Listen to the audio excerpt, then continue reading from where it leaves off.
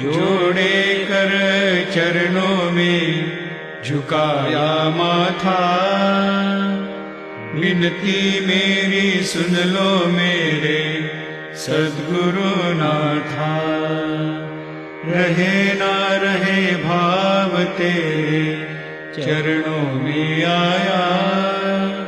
कृपा दृष्टि रखना मुझ पर सद्गुरु राया।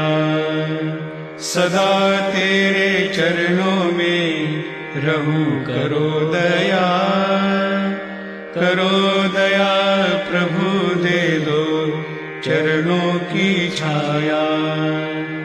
स्वीकार करो सेवा मेरी तू काहे कहता। माया के बंधन तोड़ो जग के विधाता।